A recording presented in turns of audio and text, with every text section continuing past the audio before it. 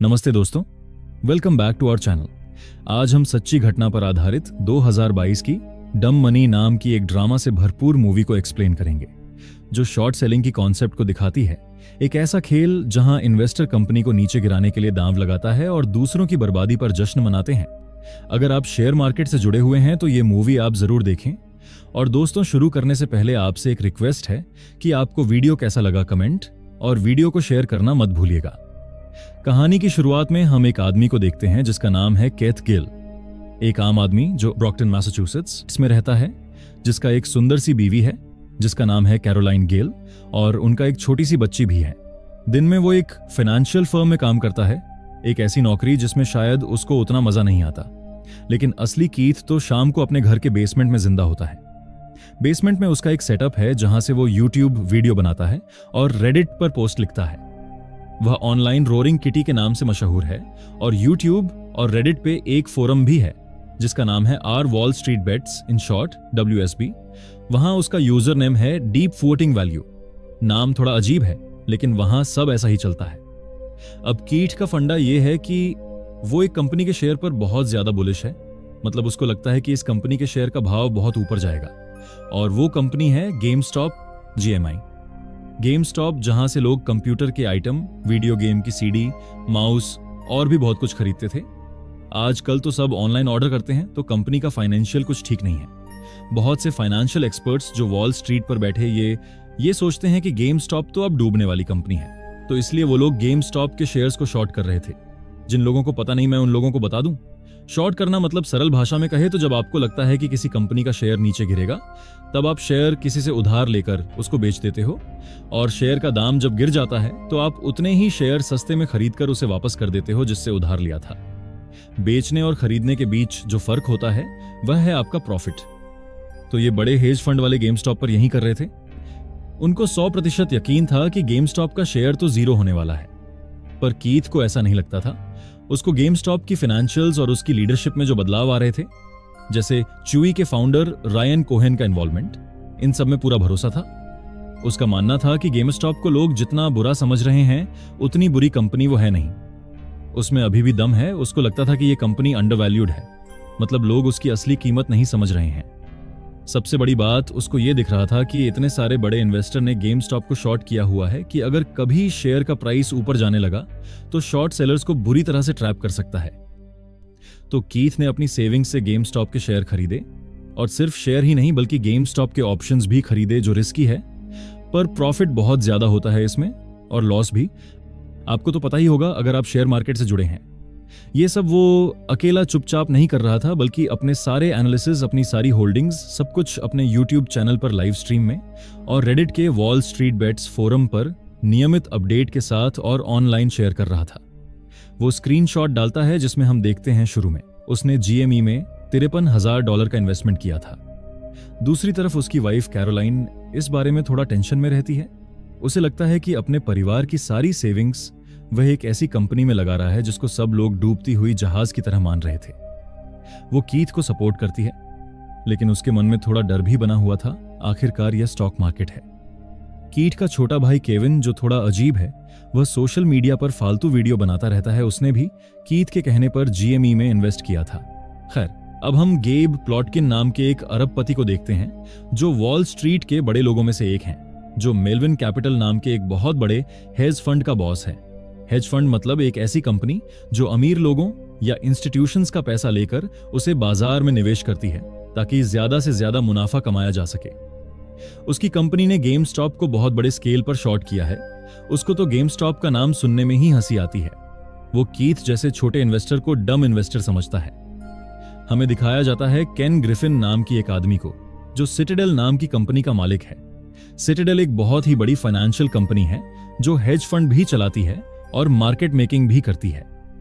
केन गेब से और भी ज्यादा अमीर और पावरफुल है। और आखिर में स्टीव कोहेन, जो Point72 एसेट मैनेजमेंट के प्रमुख हैं, और ये भी मार्केट के एक बहुत बड़े खिलाड़ी हैं। तीनों बिजनेस के साथ आपस में अच्छी दोस्ती भी रखते हैं। मेलविन कैपिटल में सिटाडेल और Point72 का पैसा भी इन्वेस्टेड है। ये सब लोग महामारी कोविड-19 के समय पर भी मस्त पैसा बना रहे हैं, जबकि बाहर दुनिया में लोग परेशान हैं, नौकरी खो रहे हैं, लेकिन इनकी दौलत बढ़ती जा रही है। इनको लगता है कि बाजार इनके हिसाब से चलता है। जहां एक तरफ गेब जैसे बिलियनियर को देखते हैं, वहीं दूसरी तरफ मूवी में हमें कुछ हमारे जैसे छोटे रिटेल इन्वेस्टर्स को दिखाते हैं, जिनमें हम सबसे पहले देखते हैं जेनिफर नाम की एक नर्स को, जो सिंगल माँ भी है। वो कोविड के समय फ्रंट लाइन पर काम कर रही है, बहुत तनावग्रस्त है और उसके ऊपर काफी लोन भी है। उसको बस थोड़ा एक्स्ट्रा पैसा चाहिए ताकि वह अपना सारा लोन चुका सके और अपनी जिंदगी आसान बना सके। वो कीथ के वीडियो देखती है और उसको लगता है कि शायद ये एक मौका है पैसे कमाने और अपने लोन को चुकाने का। दूसरी तरफ हम देखते हैं मार्कोस नाम का एक लड़का, जो गेम स्टॉप की ही एक दुकान में काम करता है। वह अपनी नौकरी से खुश नहीं है क्योंकि उसकी तनख्वाह काफी कम है और उसका बॉस भी उसको काफी परेशान करता है। वो देखता है कि उसकी कंपनी के शेयर के साथ कुछ अजीब हो रहा है और वो भी कीथ के वॉल स्ट्रीट बेट्स फोरम पर एक्टिव हो जाता है। उसके लिए ये सिर्फ पैसा कमाने का नहीं, बल्कि सिस्टम के खिलाफ प्रोटेस्ट करने का भी एक तरीका है, जिसके कारण उसके जैसे लोग पीछे रह जाते हैं। वहीं हार्मनी और रीरी, दो कॉलेज स्टूडेंट्स जो बेस्ट फ्रेंड्स हैं या फिर शायद कपल्स, उनके ऊपर स्टूडेंट लोन का बोझ है। वो भी ऑनलाइन ये गेम स्टॉप का हंगामा देखते हैं और सोचते हैं कि इसमें इन्वेस्टिंग करके शायद वो अपना भविष्य सुधार सकते हैं। वो रॉबिनहुड जैसी ऐप का इस्तेमाल करते हैं ट्रेडिंग के लिए। रॉबिनहुड एक बहुत ही famous trading and investing app है, जो वहां बहुत ही फेमस है, ठीक हमारे ज़ीरोधा की तरह। उसका को-फाउंडर्स एंड सीईओ है बाइजू भट्ट और व्लाड तेनेव। रॉबिनहुड ऐप का इंटरफेस बहुत ही यूजर फ्रेंडली और इजी टू यूज है, जिसके कारण रॉबिनहुड को ज्यादातर लोग यूज करना पसंद करते हैं। एक इंटरव्यू के दौरान व्लाड तेनेव कहता है कि हम अपने कस्टमर से ब्रोकरेज चार्ज नहीं करते, हम केवल कस्टमर के बाइंग और सेलिंग ऑर्डर पर एक छोटा सा फी चार्ज करते हैं। हमारा सिर्फ यही मकसद है कि ज्यादा से ज्यादा ट्रेडर हमारी एप्लीकेशन से जुड़े। इंटरव्यू के दौरान उनसे पूछा जाता है कि क्या उनके साथ कोई बड़ी फंड हाउस या कंपनी जुड़ी है, तो गलती से बाइजू भट्ट के मुंह से केन ग्रिफिन की कंपनी सिटाडेल का नाम निकल जाता है, लेकिन तभी व्लाड तेनेव उसकी बात को काटते हुए इस बात से मना कर देता है। खैर, ये सब लोग अलग अलग शहरों में अलग अलग जिंदगियां जी रहे हैं, लेकिन उनको एक चीज जोड़ती है: internet, Wall Street Bets forum और कीथ की एनालिसिस पर भरोसा। वो लोग देखते हैं कि कीथ ना सिर्फ जीएमई पे बुलिश है, बल्कि वो अपना पूरा पैसा, अपनी स्किन इन द गेम लगा रहा है। वो रोज अपडेट करता है, चाहे मार्केट ऊपर जाए या नीचे। इससे लोगों का उसके ऊपर भरोसा बढ़ता है। WSB फोरम एक अजीब सी जगह है। यहां लोग फाइनेंस की बातें करते हैं, लेकिन एकदम अलग अंदाज में। यहां बहुत सारे मीम्स, इनसाइड जोक्स चलते हैं और लैंग्वेज भी काफी रफ होती है, लेकिन ये मस्ती मजाक के पीछे एक सीरियस अंडरकरंट भी है। बहुत सारे लोग यहां पे 2008 के फाइनेंशियल क्राइसिस से गुस्सा हैं, जब बड़े बैंकों ने गड़बड़ की थी, लेकिन उनको बेल आउट मिल गया था और आम आदमी को इसका खामियाजा भुगतना पड़ा था। उनको लगता है कि सिस्टम रिग्ड है, मतलब ये अमीर लोगों के फेवर में बना हुआ है। गेम स्टॉप उनके लिए एक मौका है सिस्टम से बदला लेने का, उन हेज फंड्स को सबक सिखाने का, जिन्होंने गेम स्टॉप को शॉर्ट करके उनको तबाह करने की कोशिश कर रहा है। अब कुछ महीने बाद होता है असली हंगामा। कीथ की रेगुलर पोस्ट्स, वीडियोस और WSB कम्युनिटी का बढ़ता हुआ जोश काम करने लगता है। धीरे धीरे गेम स्टॉप का शेयर प्राइस बढ़ना शुरू हो जाता है। पहले तो धीरे धीरे और फिर देखते ही देखते तेजी से बढ़ने लगता है। जो शेयर कुछ डॉलर का था, अब वो $50, $60, $70, $100 तक पहुंच जाता है। केथ का $53,000 का इन्वेस्टमेंट देखते ही देखते लाखों डॉलर का बन जाता है और फिर $1 मिलियन का। वो अभी भी रोज अपने अकाउंट का स्क्रीनशॉट पोस्ट करता है। लोग उसको देख पागल हो जाते हैं। वो अब WSB पर हीरो बन गया है। लोग उसकी हर बात को फॉलो करने लगते हैं। अब जेनिफर, मार्कोस, हार्मोनी और रीरी जैसे लोग भी पैसा बनाने लगते हैं। उनके छोटे छोटे इन्वेस्टमेंट्स की वैल्यू बढ़ने लगती है। जेनिफर को लगता है कि अब वो अपना कर्जा चुका पाएगी। मार्कोस को उम्मीद दिखती है कि वह अपनी बेकार सी नौकरी छोड़ पाएगा। हार्मनी और रीरी अपने स्टूडेंट लोन को बाय बाय कहने के सपने देखती हैं। सबके बीच खुशी का माहौल है। दूसरी तरफ गेब देखता है कि GME का शेयर नीचे जाने के बजाय ऊपर जा रहा है। शुरू में वो इसको रिटेल ट्रेडर्स का टेम्पररी जोश समझता है, जो थोड़े दिन में ठंडा पड़ जाएगा और शेयर वापस नीचे आएगा। वो और शॉर्ट पोजीशन ऐड करता है, लेकिन शेयर नीचे आने का नाम ही नहीं लेता। वो और तेजी से ऊपर जाता है। $200, $300, एक पॉइंट पर तो $400 से भी ऊपर। अब गेब की हालत खराब होने लगती है। उसकी कंपनी को हर दिन अरबों डॉलर का नुकसान हो रहा है। शेयर इतनी तेजी से ऊपर जा रहा था, मतलब शेयर शॉर्ट स्क्वीज हो रहा था, या फिर कहा जाए तो शेयर में शॉर्ट कवरिंग हो रहा था। शॉर्ट स्क्वीज या शॉर्ट कवरिंग को सरल भाषा में कहे तो जिन लोगों ने शेयर शॉर्ट किया था, जब शेयर का दाम इतनी तेजी से बढ़ने लगता है तो उनका नुकसान भी बहुत तेजी से बढ़ता है। तो वह लोग अपने पोजीशन से एग्जिट लेना शुरू करते हैं ताकि अपना नुकसान लिमिट कर सकें। लेकिन जब इतने सारे शॉर्ट सेलर्स एक साथ अपने पोजीशन से एग्जिट लेते हैं तो मार्केट में बाइंग प्रेशर और बढ़ जाता है। ये एक साइकिल बन जाता है और जिससे शेयर का प्राइस और भी तेजी से ऊपर चला जाता है।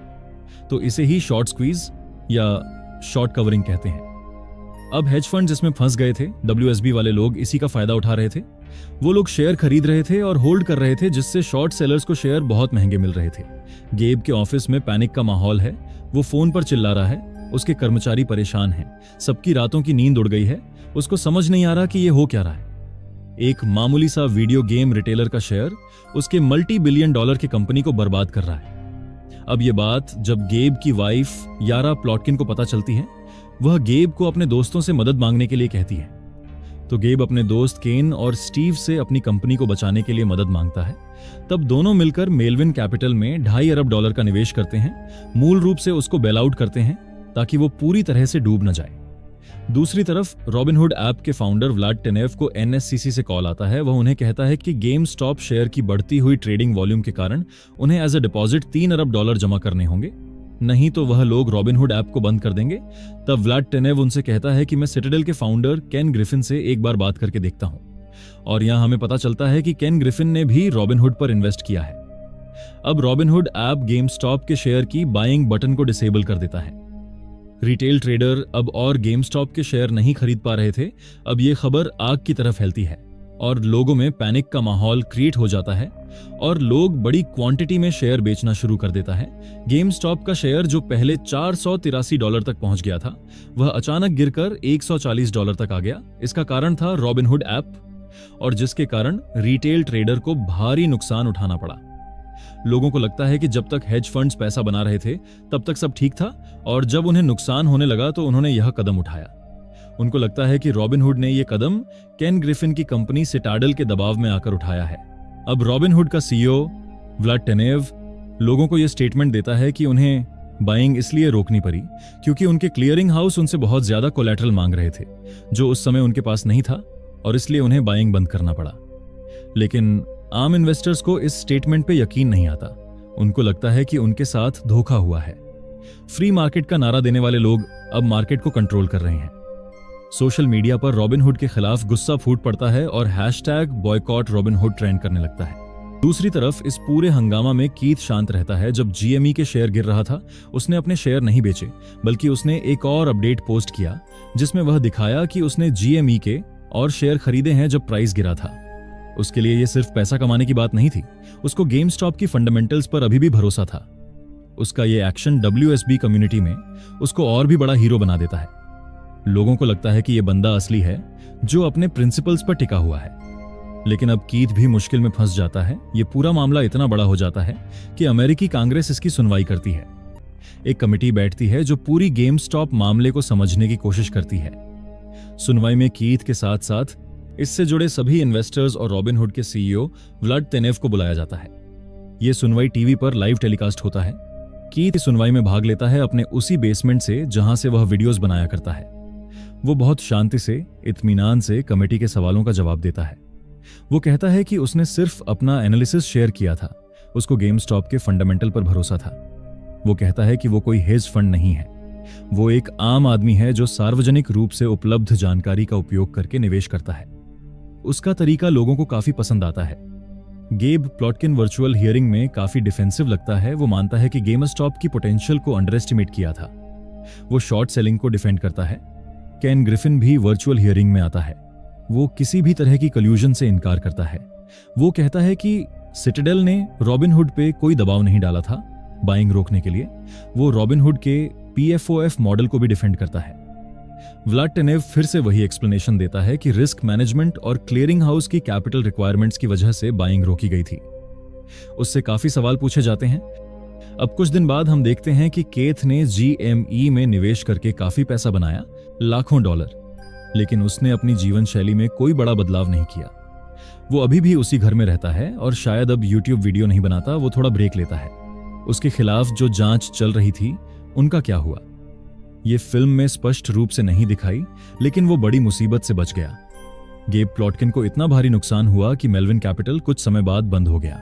गेब को व्यक्तिगत रूप से बहुत नुकसान हुआ। केन ग्रिफिन और स्टीव कोहेन, उनके फंड्स ने मेलविन को बेल आउट किया था, लेकिन उन्हें जीएमई से बहुत पैसा भी कमाया क्योंकि बाजार में अस्थिरता बहुत थी। उनका पावर और प्रभाव वैसा ही बना रहा। रॉबिनहुड ऐप को बहुत नेगेटिव पब्लिसिटी मिला, मुकदमों का सामना करना पड़ा और उनकी प्रतिष्ठा को धक्का लगा, लेकिन कंपनी चलती रही। व्लाड टेनेव सीईओ बने रहे। जेनिफर ने जीएमई से कुछ पैसे कमाए, जिससे वह अपना थोड़ा बहुत लोन कम किया, लेकिन वह अमीर नहीं बन गई। वो अभी भी अपनी जिंदगी में संघर्ष कर रही है, लेकिन थोड़ी बेहतर स्थिति में है। मार्कोस भी जीएमई से पैसा बनाया और आखिरकार अपने गेम स्टॉप की नौकरी छोड़ दी। वो खुश है कि वो उस जगह से निकल गया। हार्मनी और रीरी दोनों ने भी थोड़ा पैसा कमाया, लेकिन उनका स्टूडेंट लोन पूरी तरह खत्म नहीं हुआ। वो अभी भी भविष्य के लिए आशान्वित हैं। 16 अप्रैल 2021 को केथ ने शाम 4:53 पर अपनी आखिरी बैलेंस शीट पोस्ट की थी। उस वक्त उसकी नेट वर्थ $34 मिलियन थी। उसके बाद से कीथ ने पब्लिक लाइफ से दूरी बना ली है, लेकिन उसकी शुरुआत की गई ये मूवमेंट अब भी जिंदा है। अब वॉल स्ट्रीट इंटरनेट को खंगालती रहती है ताकि किसी भी शॉर्ट स्क्वीज की जानकारी पहले ही मिल सके, और यहीं पर यह मूवी समाप्त होती है। जुड़े रहने के लिए धन्यवाद। अगर आपको वीडियो अच्छी लगी हो तो लाइक, शेयर और नए हैं तो सब्सक्राइब करना ना भूले। मिलते हैं अगली बार और एक रोमांचक कहानी के साथ।